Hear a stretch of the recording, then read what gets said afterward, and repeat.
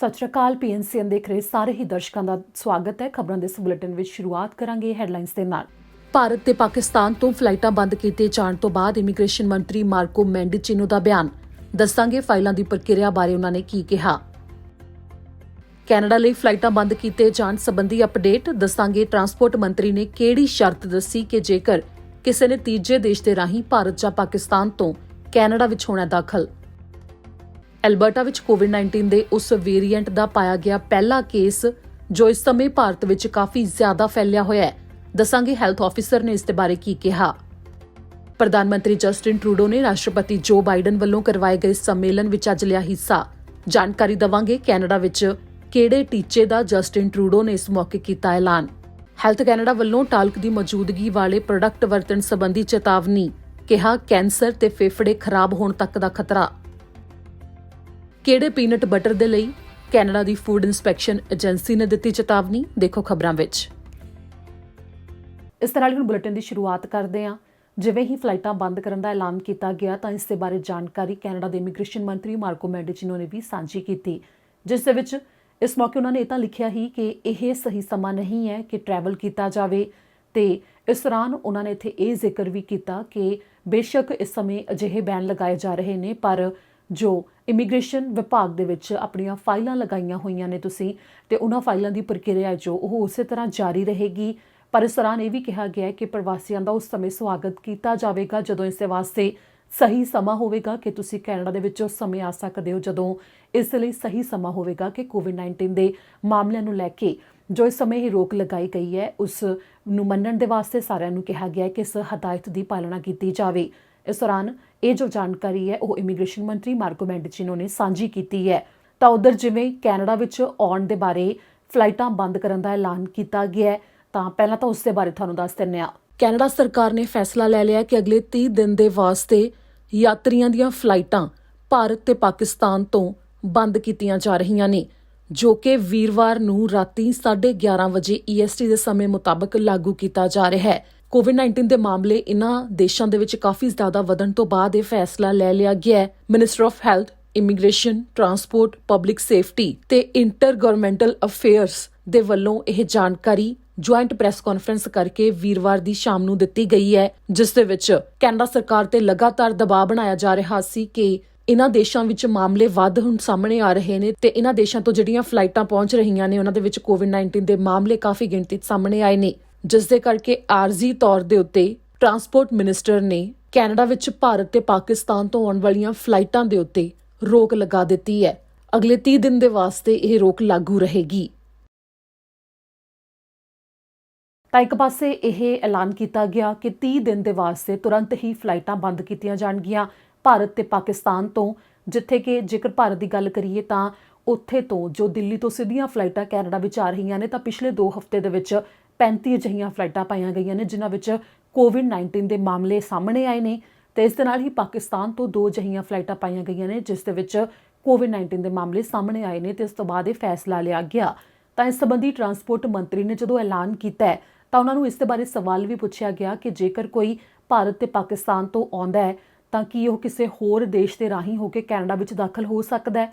ਤਾਂ ਇਸ ਦੇ ਬਾਰੇ ਉਹਨਾਂ ਨੇ ਕਿਹਾ ਕਿ ਜੇਕਰ ਤੀਜੇ ਦੇਸ਼ ਦੇ ਰਾਹੀਂ ਹੋ ਕੇ ਉਹਨਾਂ ਨੇ ਦਾਖਲ ਹੋਣਾ ਕੈਨੇਡਾ ਵਿੱਚ ਤਾਂ ਬੇਸ਼ੱਕ ਉਹ ਡਿਪਾਰਟ ਕੈਨੇਡਾ ਦੇ ਵਾਸਤੇ ਭਾਰਤ ਤੋਂ ਕਰ ਰਹੇ ਨੇ, ਪਰ ਜਿਹੜੀ ਥਾਂ ਦੇ ਰਾਹੀਂ ਉਹ ਉੱਥੇ ਆ ਰਹੇ ਨੇ ਕੈਨੇਡਾ ਵਿੱਚ ਉੱਥੇ ਤੋਂ ਕੋਵਿਡ-19 ਦੇ ਟੈਸਟ ਦੀ ਨੈਗੇਟਿਵ ਰਿਪੋਰਟ ਉਹਨਾਂ ਦੇ ਕੋਲ ਹੋਣੀ ਜ਼ਰੂਰੀ ਹੋਵੇਗੀ।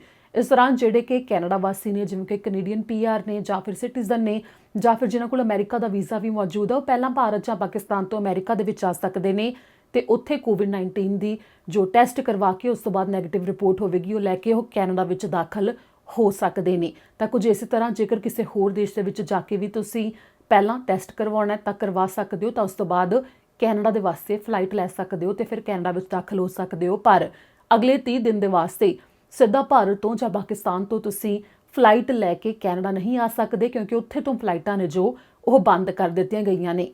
ਜਿਵੇਂ ਕਿ ਹੁਣ ਕੈਨੇਡਾ ਸਰਕਾਰ ਦੇ ਉੱਤੇ ਲਗਾਤਾਰ ਦਬਾਅ ਬਣਾਇਆ ਜਾ ਰਿਹਾ ਸੀ ਕਿ ਜੋ ਇਸ ਸਮੇਂ B1617 ਯਾਨੀ ਕਿ B1617 ਇਹ ਇੱਕ ਵੇਰੀਐਂਟ ਹੈ ਕੋਵਿਡ-19 ਦਾ ਜੋ ਕਿ ਬਹੁਤ ਤੇਜ਼ੀ ਦੇ ਨਾਲ ਫੈਲਦਾ ਹੈ ਤੇ ਇਸ ਨੂੰ ਲੈ ਕੇ ਜੋ ਮਾਮਲੇ ਨੇ ਇਸ ਸਮੇਂ ਭਾਰਤ ਤੋਂ ਬਹੁਤ ਜ਼ਿਆਦਾ ਸਾਹਮਣੇ ਆ ਰਹੇ ਨੇ ਤੇ ਇਸ ਦਾ ਜ਼ਿਕਰ ਐਲਬਰਟਾ ਤੋਂ ਸਿਹਤ ਅਧਿਕਾਰੀਆਂ ਨੇ ਕੀਤਾ ਤੇ ਉਹਨਾਂ ਨੇ ਜਾਣਕਾਰੀ ਦਿੱਤੀ ਹੈ ਕਿ ਐਲਬਰਟਾ ਦੇ ਵਿੱਚ ਇੱਕ ਮਾਮਲਾ ਜਿਹਾ ਸਾਹਮਣੇ ਹੁਣ ਤੱਕ ਆ ਚੁੱਕਿਆ ਹੈ ਜੋ ਕਿ ਇਸ ਵੇਰੀਐਂਟ ਦੇ ਨਾਲ ਸੰਬੰਧਿਤ ਹੈ। ਐਲਬਰਟਾ ਤੋਂ ਸਿਹਤ ਅਧਿਕਾਰੀਆਂ ਨੇ ਪੁਸ਼ਟੀ ਕੀਤੀ ਹੈ ਉਸ ਪਹਿਲੇ ਕੇਸ ਦੀ ਕੋਵਿਡ-19 ਨਾਲ ਸੰਬੰਧਿਤ ਜੋ ਕਿ ਕਾਫੀ ਜ਼ਿਆਦਾ ਫੈਲਣ ਵਾਲੇ ਵੇਰੀਐਂਟ B1617 ਦੇ ਨਾਲ ਜੁੜਿਆ ਹੋਇਆ ਹੈ, ਜਿਸ ਦੇ ਵਾਸਤੇ ਦੱਸਿਆ ਗਿਆ ਹੈ ਕਿ ਭਾਰਤ ਵਿੱਚ ਜੋ ਇਹ ਕੇਸ ਬਹੁਤ ਜ਼ਿਆਦਾ ਗਿਣਤੀ 'ਚ ਫੈਲ ਰਹੇ ਨੇ ਉਸ ਦੇ ਨਾਲ ਇਸ ਦਾ ਸਬੰਧ ਮੰਨਿਆ ਗਿਆ ਹੈ। ਐਲਬਰਟਾ ਵਿੱਚ ਵੀਰਵਾਰ ਨੂੰ 1857 ਕੋਵਿਡ-19 ਦੇ ਨਵੇਂ ਮਾਮਲੇ ਪਾਏ ਗਏ ਤੇ ਨਵੇਂ ਵੇਰੀਐਂਟਸ ਨਾਲ ਜੁੜੇ ਹੋਏ 1326 ਮਾਮਲੇ ਨੇ। ਸਿਹਤ ਅਧਿਕਾਰੀ ਨੇ ਜਾਣਕਾਰੀ ਦਿੱਤੀ ਕਿ B1617 ਵੇਰੀਐਂਟ ਹੈ ਜੋ ਸਭ ਤੋਂ ਪਹਿਲਾਂ ਇਸ ਦੀ ਪਛਾਣ ਡੈਨਮਾਰਕ ਵਿੱਚ ਕੀਤੀ ਗਈ ਸੀ, ਜਿਸ ਨੂੰ ਕਿ ਕੈਲੀਫੋਰਨੀਆ ਦੇ ਵਿੱਚ ਵੀ ਪਾਇਆ ਗਿਆ, ਪਰ ਹੁਣ ਵੱਡੀ ਗਿਣਤੀ ਦੇ ਵਿੱਚ ਇਹ ਮਾਮਲੇ ਭਾਰਤ ਤੋਂ ਸਾਹਮਣੇ ਆ ਰਹੇ ਨੇ। ਇਸ ਦੇ ਬਾਰੇ ਡਾਕਟਰ ਡੀਨਾ ਹਿੰਸ਼ੋ ਨੇ ਜਾਣਕਾਰੀ ਦਿੱਤੀ ਜੋ ਕਿ ਐਲਬਰਟਾ ਦੇ chief medical officer of health ਨੇ, ਜਿਸ ਦੇ ਬਾਰੇ ਦੱਸਿਆ ਗਿਆ ਕਿ ਇਸ ਵੇਰੀਐਂਟ ਨਾਲ ਸੰਬੰਧਿਤ ਕੇਸ ਉਸ ਸਮੇਂ ਸਾਹਮਣੇ ਆਇਆ ਜਦੋਂ ਦੂਜੇ ਸੂਬੇ ਤੋਂ ਇੱਕ ਯਾਤਰੀ ਐਲਬਰਟਾ ਦੇ ਵਿੱਚ ਦਾਖਲ ਹੋਇਆ ਤੇ ਇਸ ਨਾਲ ਜੁੜਿਆ ਹੋਇਆ ਹਜੇ ਹੋਰ ਕੋਈ ਮਾਮਲਾ ਨਹੀਂ ਸਾਹਮਣੇ ਆਇਆ। I also must report that we have now confirmed the first case in Alberta of the B1617 variant, first identified in Denmark. It's also been found in California and is a key driver in the rise of rapidly spreading cases that we are seeing in India. This variant was in a returning interprovincial traveller to Alberta, and no additional cases of this variant have been detected to date. Over the last 24 hours, we have identified 1,857 new cases of COVID-19. We have identified 1,326 additional cases of variants of concern in the last 24 hours. ਅਗਲੀ ਖਬਰ ਹੈ ਕਿ ਪ੍ਰਧਾਨ ਮੰਤਰੀ Justin Trudeau ਨੇ ਅੱਜ ਉਸ ਸੰਮੇਲਨ ਦੇ ਵਿੱਚ ਹਿੱਸਾ ਲਿਆ ਜੋ ਕਿ ਵਾਤਾਵਰਣ ਨੂੰ ਲੈ ਕੇ ਅਮਰੀਕਾ ਦੇ ਰਾਸ਼ਟਰਪਤੀ ਜੋ ਬਾਈਡਨ ਨੇ ਕਰਵਾਇਆ ਸੀ। ਇਸ ਸੰਮੇਲਨ ਨੂੰ ਅੱਜ ਸੰਬੋਧਨ ਵੀ ਕੀਤਾ ਗਿਆ। ਪ੍ਰਧਾਨ ਮੰਤਰੀ ਜਸਟਿਨ ਟਰੂਡੋ ਦੇ ਵੱਲੋਂ ਕਿਹੜੀਆਂ ਗੱਲਾਂ ਉਹਨਾਂ ਨੇ ਮੁੱਖ ਤੌਰ ਦੇ ਉੱਤੇ ਕਹੀਆਂ ਨੇ ਉਹ ਹੁਣ ਤੁਹਾਨੂੰ ਦੱਸਾਂਗੇ। ਪ੍ਰਧਾਨ ਮੰਤਰੀ ਜਸਟਿਨ ਟਰੂਡੋ ਨੇ ਅੱਜ ਉਸ ਸੰਮੇਲਨ ਦੇ ਵਿੱਚ ਹਿੱਸਾ ਲਿਆ ਜੋ ਕਿ ਅਮਰੀਕਾ ਦੇ ਰਾਸ਼ਟਰਪਤੀ ਜੋ ਬਾਈਡਨ ਦੇ ਵੱਲੋਂ ਕਲਾਈਮੇਟ ਚੇਂਜ ਨੂੰ ਲੈ ਕੇ ਕਰਵਾਇਆ ਗਿਆ, ਜਿਸ ਦੇ ਵਿੱਚ ਪ੍ਰਧਾਨ ਮੰਤਰੀ ਜਸਟਿਨ ਟਰੂਡੋ ਨੇ ਜਦੋਂ ਸੰਬੋਧਨ ਕੀਤਾ ਤਾਂ ਉਸ ਦੇ ਵਿੱਚ ਉਹਨਾਂ ਨੇ ਕਿਹਾ ਕਿ ਕਲਾਈਮੇਟ ਨੂੰ ਲੈ ਕੇ ਜੋ ਨਵਾਂ ਟੀਚਾ 2030 ਦੇ ਵਾਸਤੇ ਹੈ ਉਸ ਦੇ ਲਈ ਉਹਨਾਂ ਨੇ ਕਿਹਾ ਕਿ ਜੋ 2005 ਐਮਿਸ਼ਨ ਲੈਵਲਸ ਨੇ ਉਹਨਾਂ ਨੂੰ 40 ਤੋਂ 45% ਤੱਕ ਹੋਰ ਜ਼ਿਆਦਾ ਘੱਟ ਕੀਤਾ ਜਾਵੇਗਾ, ਜਿਸ ਦੇ ਲਈ ਉਹਨਾਂ ਨੇ ਕਿਹਾ ਕਿ ਗੰਭੀਰ ਰੂਪ ਦੇ ਵਿੱਚ ਕਲਾਈਮੇਟ ਨੂੰ ਲੈ ਕੇ ਪਾਲਿਸੀਆਂ ਜੋ ਬਣਾਈਆਂ ਜਾਣਗੀਆਂ ਉਹ ਹੀ ਵਧੀਆ ਨਤੀਜੇ ਦੇ ਸਕਦੀਆਂ ਨੇ, ਜਿਸ ਦੇ ਵਿੱਚ ਉਹਨਾਂ ਨੇ ਉਦਾਹਰਣ ਵੀ ਸਾਂਝੀ ਕੀਤੀ ਕਿ ਹੁਣ ਕੈਨੇਡਾ ਦੇ ਵਿੱਚ ਪ੍ਰਦੂਸ਼ਣ ਕਰਨਾ ਮੁਫਤ ਨਹੀਂ ਹੋਵੇਗਾ, ਜਿਸ ਦੇ ਵਿੱਚ ਉਹਨਾਂ ਨੇ ਕਿਹਾ ਕਿ ਸਾਲ 2030 ਤੱਕ ਕਾਰਬਨ ਦੇ ਉੱਤੇ ਰੇਟ $170 ਪ੍ਰਤੀ ਟਨ ਹੋਵੇਗਾ, ਜਿਸ ਦੇ ਵਿੱਚ ਉਹਨਾਂ ਨੇ ਕਿਹਾ ਕਿ ਕਲਾਈਮੇਟ ਚੇਂਜ ਦੇ ਖਿਲਾਫ ਲੜਨਾ ਤੇ ਨਾਲ ਹੀ ਆਰਥਿਕਤਾ ਨੂੰ ਮਜ਼ਬੂਤ ਕਰਨਾ ਦੋਵੇਂ ਇਕੱਠਿਆਂ ਚੱਲਣਗੇ।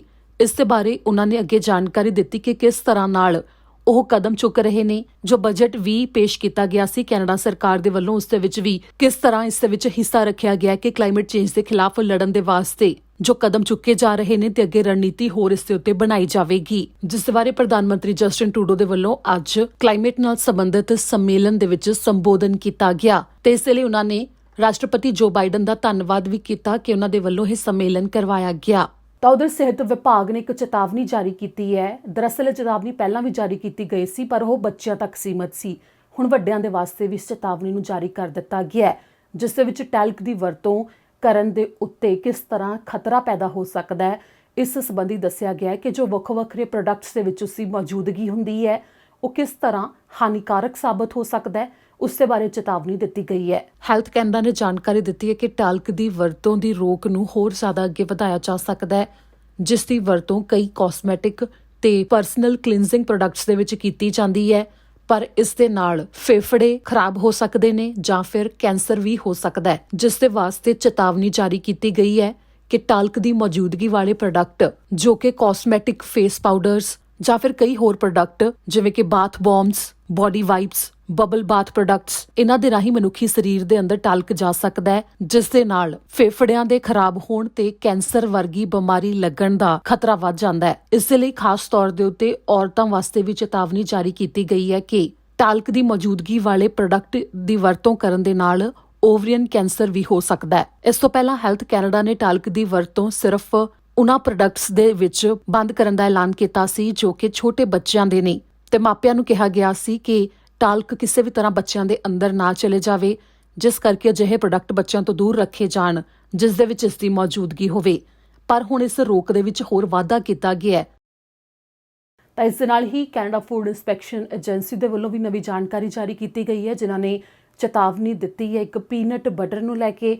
ਆਖਿਰ ਕਿਹੜੇ ਬ੍ਰਾਂਡ ਦਾ ਹੈ ਤੇ ਕਿਹੜੀ ਕੰਪਨੀ ਦੇ ਵੱਲੋਂ ਕਿੱਥੇ ਵੇਚਿਆ ਗਿਆ ਹੈ ਪੀਨਟ ਬਟਰ ਤੇ ਕੀ ਹੈ ਚੇਤਾਵਨੀ, ਉਹ ਤੁਹਾਨੂੰ ਦੱਸਦੇ ਹਾਂ। ਕੈਨੇਡੀਅਨ ਫੂਡ ਇੰਸਪੈਕਸ਼ਨ ਏਜੰਸੀ ਨੇ ਜਾਣਕਾਰੀ ਦਿੱਤੀ ਹੈ ਤੇ ਨਾਲ ਹੀ ਚੇਤਾਵਨੀ ਦਿੱਤੀ ਹੈ ਕਿ Jiva manufacturing and distribution incorporation company ਹੈ, ਉਸ ਦੇ ਅਧੀਨ ਵੁੱਡਵਾਰਡਸ ਬ੍ਰਾਂਡ ਦੇ ਰਾਹੀਂ ਪੀਨਟ ਬਟਰ ਵੇਚਿਆ ਜਾ ਰਿਹਾ ਹੈ। ਕਰੰਚੀ ਅਨਸੌਲਟਡ ਉਸ ਦੇ ਉੱਤੇ ਲਿਖਿਆ ਹੋਇਆ ਹੈ, ਜਿਸ ਦਾ ਸਾਈਜ਼ 500 ਗ੍ਰਾਮ ਹੈ ਤੇ UPC 059443521009 ਹੈ। ਉਸ ਦੇ ਉੱਤੇ ਐਕਸਪਾਇਰੀ ਲਿਖੀ ਹੋਈ ਹੈ ਕਿ ਬੈਸਟ ਬਿਫੋਰ 30 ਜੂਨ 2021। ਇਸ ਨੂੰ ਮਾਰਕੀਟ ਦੇ ਵਿੱਚੋਂ ਵਾਪਸ ਮੰਗਵਾਇਆ ਗਿਆ ਹੈ। ਇਸ ਦੇ ਬਾਰੇ ਜਾਣਕਾਰੀ ਸਾਹਮਣੇ ਆਈ ਹੈ ਕਿ ਇਹ ਪੀਨਟ ਬਟਰ ਬ੍ਰਿਟਿਸ਼ ਕੋਲੰਬੀਆ ਦੇ ਵਿੱਚ ਵੇਚਿਆ ਗਿਆ ਹੈ, ਜਿਸ ਨੂੰ ਵਾਪਸ ਮੰਗਵਾਉਣ ਦਾ ਕਾਰਨ ਇਹ ਹੈ ਕਿ ਉਸ ਦੇ ਵਿੱਚ ਕੁਝ ਅਜਿਹੇ ਨਟਸ ਦੀ ਮੌਜੂਦਗੀ ਹੋ ਸਕਦੀ ਹੈ ਜਿਸ ਦੇ ਬਾਰੇ ਉਸ ਦੇ ਉੱਤੇ ਲਿਖਿਆ ਨਹੀਂ ਹੋਇਆ, ਜਿਸ ਕਰਕੇ ਜੇਕਰ ਕਿਸੇ ਨੂੰ ਉਹਨਾਂ ਨਟਸ ਤੋਂ ਐਲਰਜੀ ਹੋਵੇ ਤਾਂ ਉਹਨਾਂ ਦੇ ਵਾਸਤੇ ਇਹ ਖਤਰਨਾਕ ਸਾਬਤ ਹੋ ਸਕਦਾ ਹੈ, ਜਿਸ ਦੇ ਵਾਸਤੇ ਕਲਾਸ 3 ਦੀ ਵਾਰਨਿੰਗ ਦਿੱਤੀ ਗਈ ਹੈ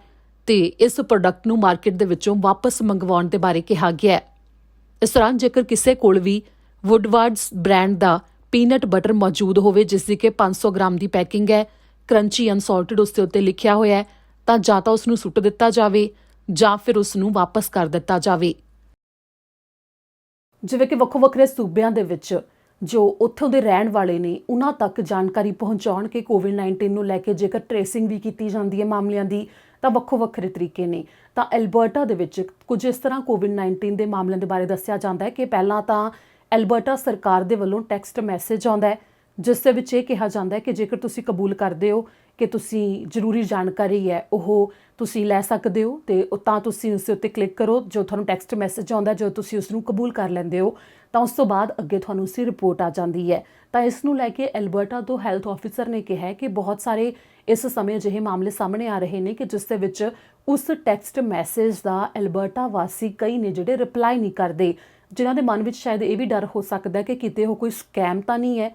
ਪਰ ਇਸ ਦੇ ਵਿੱਚ ਐਲਬਰਟਾ ਤੋਂ ਹੈਲਥ ਆਫਿਸਰ ਨੇ ਕਿਹਾ ਕਿ ਇਹ ਕੋਈ ਸਕੈਮ ਨਹੀਂ ਹੈ, ਸਗੋਂ ਸੂਬਾ ਸਰਕਾਰ ਦੇ ਵੱਲੋਂ ਹੀ ਕੁਝ ਇਸ ਤਰ੍ਹਾਂ ਜਦੋਂ ਤੁਸੀਂ ਕੋਵਿਡ-19 ਦੇ ਜਾਂ ਕਿਸੇ ਦੇ ਸੰਪਰਕ ਵਿੱਚ ਆਏ ਹੋ ਜਾਂ ਫਿਰ ਜਦੋਂ ਤੁਹਾਡੀ ਕੋਵਿਡ-19 ਦੇ ਟੈਸਟ ਦੀ ਰਿਪੋਰਟ ਆਉਣੀ ਹੈ ਤਾਂ ਕੁਝ ਇਸ ਤਰ੍ਹਾਂ ਜਾਣਕਾਰੀ ਦਿੱਤੀ ਜਾ ਰਹੀ ਹੈ ਜੋ ਕਿ ਕੋਈ ਸਕੈਮ ਨਹੀਂ ਹੈ, ਕਿਉਂਕਿ ਜਦੋਂ ਤੁਸੀਂ ਟੈਕਸਟ ਦਾ ਰਿਪਲਾਈ ਨਹੀਂ ਕਰਦੇ ਤਾਂ ਉਸ ਤੋਂ ਬਾਅਦ ਸਿਹਤ ਅਧਿਕਾਰੀਆਂ ਦੇ ਵੱਲੋਂ ਅੱਗੇ ਇਸ ਜਾਣਕਾਰੀ ਨੂੰ ਪਹੁੰਚਾਉਣ ਦੇ ਵਾਸਤੇ ਤੁਹਾਡੇ ਤੱਕ ਫੋਨ ਕਰਨਾ ਪੈਂਦਾ ਹੈ, ਜਿਸ ਤੋਂ ਬਾਅਦ ਸਿਹਤ ਅਧਿਕਾਰੀ ਨੇ ਕਿਹਾ ਕਿ ਜਦੋਂ ਬਹੁਤ ਸਾਰੀ ਗਿਣਤੀ ਦੇ ਵਿੱਚ ਉਹਨਾਂ ਨੂੰ ਫੋਨ ਕਰਨੇ ਪੈਂਦੇ ਨੇ ਤਾਂ ਉਸ ਦੇ ਵਾਸਤੇ ਸਮਾਂ ਜ਼ਿਆਦਾ ਲੱਗ ਜਾਂਦਾ ਹੈ। ਟੈਕਸਟ ਦੇ ਰਾਹੀਂ ਤੁਹਾਨੂੰ ਜਾਣਕਾਰੀ ਛੇਤੀ ਪਹੁੰਚ ਜਾਂਦੀ ਹੈ, ਜਿਸ ਦੇ ਵਾਸਤੇ ਉਹਨਾਂ ਨੇ ਇਹ ਜਾਣਕਾਰੀ ਸਾਂਝੀ ਕੀਤੀ। To help reach confirmed cases and their contacts quickly, AHS's contact tracing teams are often using text messages. When a case is confirmed, AHS will text that person first with a general message asking them to accept an important notification from AHS. If the person accepts via return text, they receive their result. There has been a strong uptake of these texts, likely because these individuals are expecting AHS to be in touch with them. However, we've been receiving less responses from close contacts who are also being alerted by text message. This could be because people aren't sure if these are legitimate messages and may worry that this is a scam. If you receive a text message asking if you consent to receiving an important message from AHS, please accept it. You will then receive another message with information specific to you, exposures you have had, and instructions you need to protect those around you. If you receive this message, it is not a scam. It is a legitimate communication and will allow our hard-working contact tracers to move on to notifying the next person in line in the most efficient way possible. When people do not respond to the text, they will still be notified that they are a contact, but our contact tracers then need to make individual phone calls, which take longer. With cases rising, we can all help make our contact tracing system as effective as possible by enabling this efficient means of communication. ਇਸ ਦੇ ਨਾਲ ਹੀ ਅੱਜ ਦੇ ਇਸ bulletin ਵਿੱਚ ਇੰਨਾ ਹੀ। ਫਿਰ ਹਾਜ਼ਰ ਹੋਵਾਂਗੇ ਤਾਜ਼ੀਆਂ ਅਪਡੇਟਸ ਦੇ ਨਾਲ। ਮੈਨੂੰ ਦਿਓ ਇਜਾਜ਼ਤ। ਸਤਿ ਸ਼੍ਰੀ ਅਕਾਲ।